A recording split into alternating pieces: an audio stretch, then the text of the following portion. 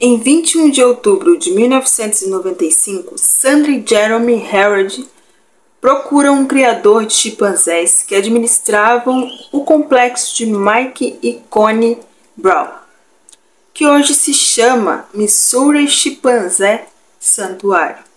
Eles queriam comprar um bebê chimpanzé para ter como animal de estimação. Em 21 de outubro, o complexo ligou para Sandra e disse que seu bebê havia chegado. E era um menino. Para Sandra, o pequeno chimpanzé realmente se tornaria seu bebê. Oi, gente, tudo bem com vocês? Espero que esteja tudo certo. E se você gosta de conteúdos de mistério, lendas, casos reais, fique por aqui e bora para a história de hoje, que é bem impactante. Sandra, mais que depressa, partiu para encontrar o chimpanzé, que ela estava esperando ansiosamente. Mas para tirar o bebê da sua mãe, Suzy, tiveram que tranquilizá-la. E o bebê foi nomeado Travis em homenagem ao cantor de música country Travis Tritt, que era o cantor favorito de Sandra. Eles pagaram $50 mil em dinheiro e logo levou o pequeno chimpanzé de 3 dias em um voo para casa. Para Sandra, o chimpanzé era muito parecido com um bebê humano e ela cuidou do Travis, alimentando-o com sua fórmula através de uma mamadeira, fazendo-o arrotar, mesmo colocá-lo para cochilar em um berço. Todo o tempo ela brincava com Travis, ensinava-o a escovar os dentes, muito parecido com um humano. E até comprou um guarda-roupa inteiro para ele, no qual vestiriam ele todas as manhãs. Ele costumava usar camisas de beisebol e às vezes um boné. A casa dos Herod era grande, mas não equipada para satisfazer um chimpanzé. E ele estava em crescimento, né? Então, eles logo tiveram que adaptar sua casa para atender às suas necessidades. Eles arrumaram uma grande sala só para ele, muito parecido com um quarto, que foi anexado a um recinto ao ar livre para ele acessar, equipado com pneus e cordas. E à medida que ele envelhecia, ele até começou a beber vinho em uma taça. A vida inteira do Herod foi consumida por Travis, e eles até começaram a levá-lo para o trabalho. O Herod possuía uma empresa de reboque e havia uma grande sala em cima da loja. Eles logo encheram a sala com balanços de pneus e trampolins, para ele brincar enquanto trabalhavam. Eles realmente pareciam considerar Travis como uma criança humana, levando para a praia com eles, ensinando a andar de bicicleta e até mesmo a controlar um cortador de grama. Ele regava as plantas da casa, alimentava os cavalos da família. Também pegava a bebida na geladeira. Os Herod não o viam como animal, mas como parte da família. E Travis logo se tornou uma celebridade. Travis era conhecido por tirar várias fotos com a polícia, além de muitas fotos com estranhos. Os Herod, de vez em quando, usavam Travis para anunciar seus negócios. Ele era muito conhecido em Stanford. A filha de Sandra, infelizmente, faleceu em um acidente de automóvel. E essa tragédia levou Sandra à depressão. E também resultou em ela considerar Travis como seu único filho. Travis acompanhou o casal com ainda mais frequência a vários lugares. E em outubro de 2003, durante um passeio pelo centro de Stanford, os Herod pararam em um sinal vermelho. E por algum motivo, alguém jogou alguma coisa na janela onde Travis estava sentado. A reação de Travis foi soltar o cinto de segurança, abrir a porta e atravessar a rua. Ele começou a escalar os carros e se balançar o tempo todo. Ele estava sorrindo e variando enquanto os Herod tentavam colocá-los de volta no carro. Nada que eles fizessem poderia acalmá-lo, nem mesmo o suborno habitual que eles usavam, como dar biscoitos e sorvete. Depois de algum tempo, uma dúzia de policiais foram chamados para ajudar, mas ele viu os oficiais como parte da brincadeira, que para ele era uma brincadeira, né? E começou a persegui-los. Ele entrava no carro, mas saía pela outra porta. Por 2 horas, Travis evitou a captura pela polícia local. Finalmente, depois de se cansar, ele voltou para o carro e colocou o cinto de segurança para sair dali. Os Herods teriam mantido Travis contido em seu quarto no dia seguinte, porque ele estava de castigo por suas ações. Embora todos os policiais concordassem que ele estava sendo brincalhão, também ficou claro que os Herods não tinham controle total sobre Travis e que até a polícia não teve sucesso em capturá-lo. Quando ele estava solto, o incidente recebeu muita atenção e por causa disso, o Departamento de Proteção Ambiental tomou conhecimento de Travis e eles determinaram que os Herods estavam violando um estatuto que exigia que eles tivessem uma permissão para manter um primata exótico do tamanho e peso de Travis. Apesar disso, eles optaram por não tirar Travis deles, principalmente por causa de seu status como uma celebridade local. Eles também alegaram que não acreditavam que Travis fosse uma ameaça à segurança pública. Outra vez, uma vizinha tinha visto Travis enquanto ele estava no veículo dos Herods e perguntou a Sandra se ela poderia se aproximar para dizer um oi. Sandra disse que estava tudo bem, mas quando a vizinha tentou apertar a mão de Travis, ele agarrou a mão dela e mordeu. E a vizinha ficou tão chateada com isso que ela denunciou a polícia, mas ficou desapontada ao saber que o assunto nunca foi analisado. A partir desses incidentes, os Herods não levavam mais Travis para a rua. Como estava claro, eles não seriam capazes de capturar ele, se ele não quisesse ser contido. Travis começou a ficar de mau humor e deprimido por estar enfiado em casa. Por volta dessa mesma época, Jeremy ficou doente, com câncer de estômago, e Sandra passava o tempo todo com ele no hospital. E Jeremy começou a se preocupar que Travis seria demais para Sandra cuidar sozinha. Então ele sugeriu que ela levasse para um santuário.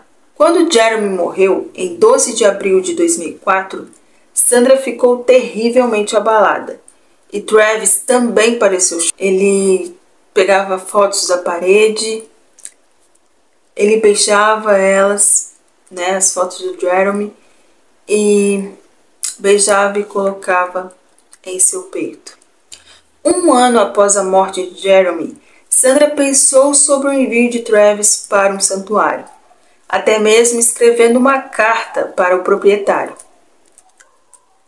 Mas ela logo mudou de ideia. Parte dessa decisão foi porque Sandra e sua amiga Charla, uma mãe solteira, amiga dela, resolveram se reunir, né, depois que Jeremy faleceu, e a Sandra permitiu que Charla e sua filha morassem em loft, que ela possuía, e até ofereceu emprego na contabilidade do seu negócio de reboque.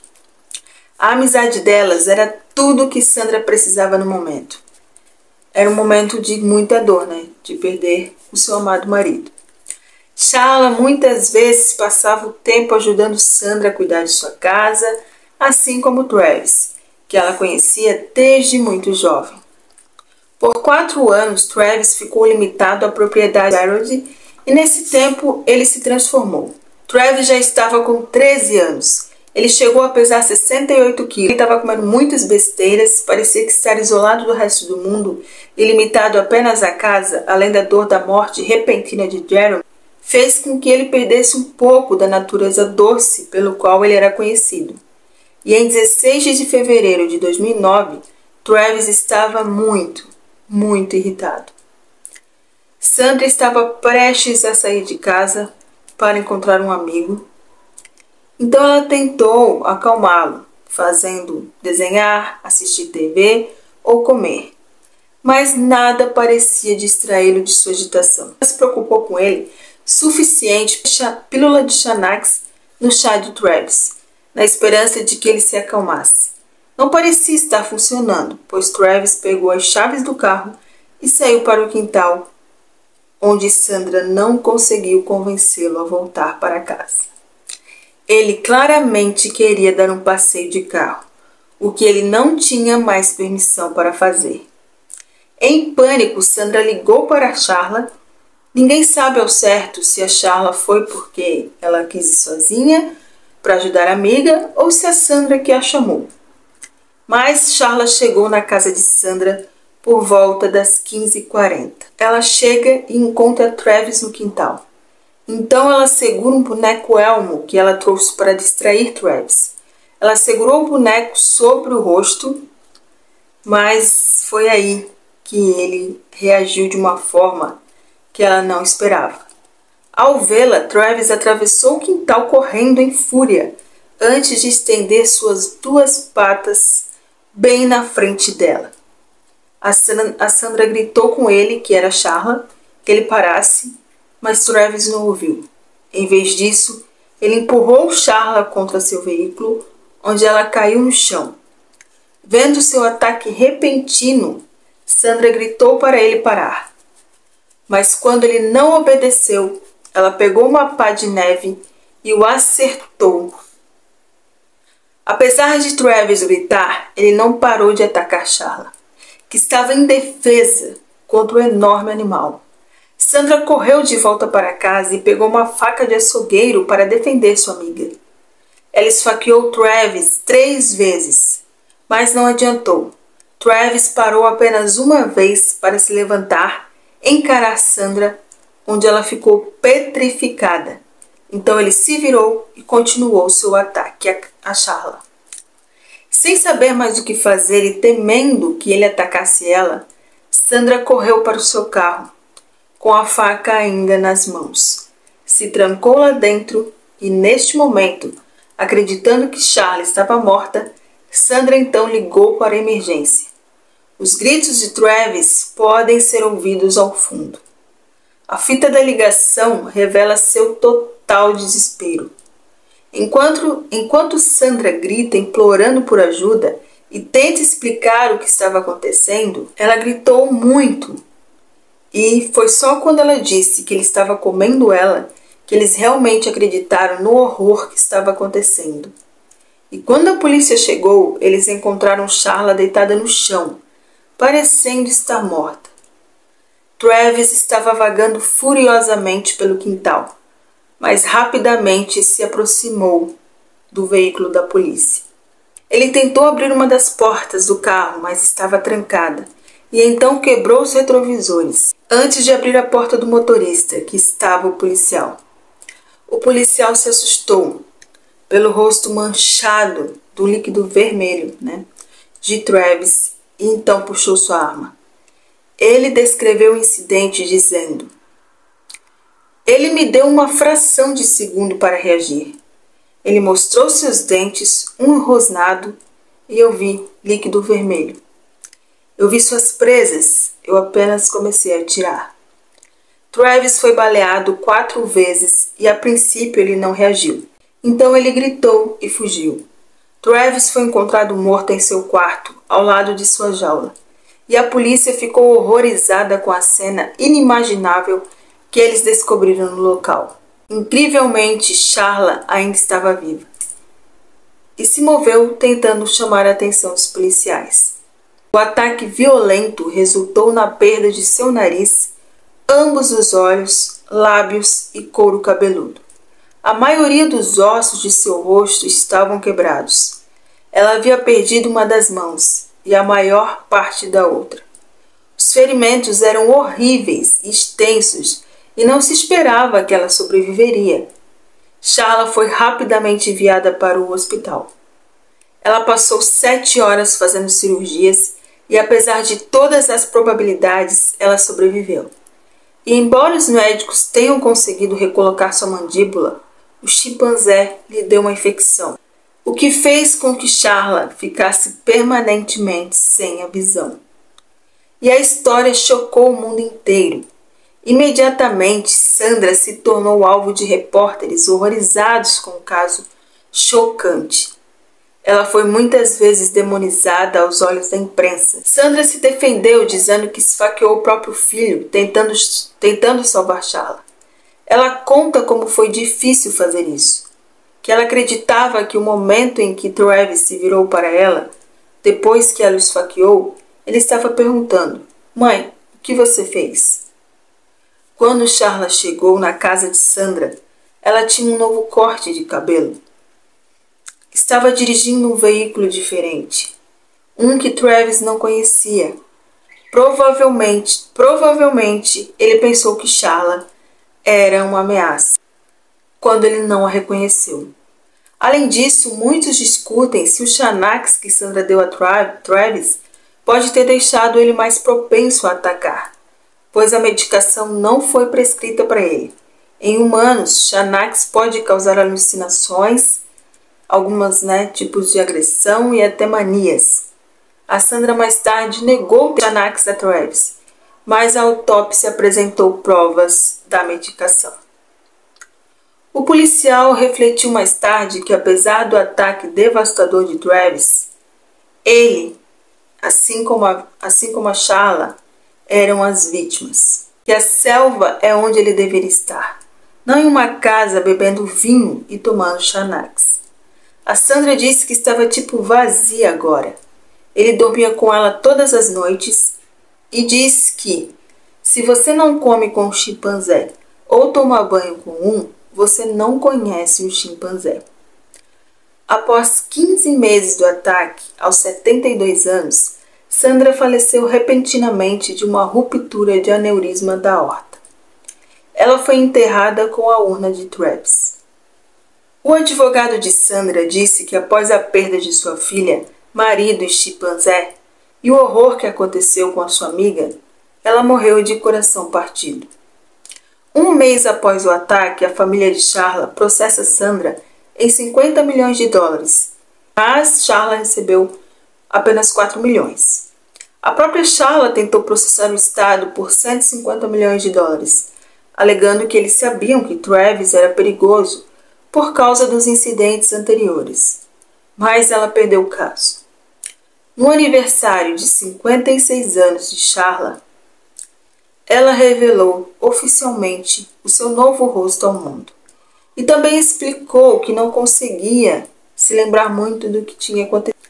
Ela só sabia que queria ir embora e que ela queria sobreviver.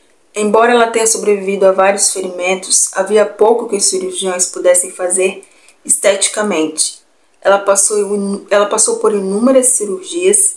Ela foi submetida ao primeiro transplante duplo de mão e rosto nos Estados Unidos. E, apesar de todos os transplantes terem sido inicialmente bem-sucedidos, Charla desenvolveu pneumonia e seu corpo rejeitou os 2 transplantes de mão, onde os médicos foram forçados a removê-los por causa de uma infecção.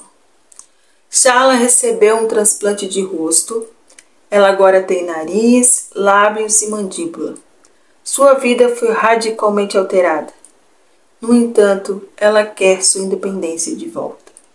Depois do ataque, foi introduzida uma lei de segurança de primatas cativos, que teria adicionado macacos, grandes primatas e lêmures à lista de espécies proibidas de serem vendidas ou compradas por meio de vendas interestaduais e internacionais. Então é isso, gente. Esse é o caso de hoje, muito impactante. Comentem aqui o que vocês acharam sobre esse caso.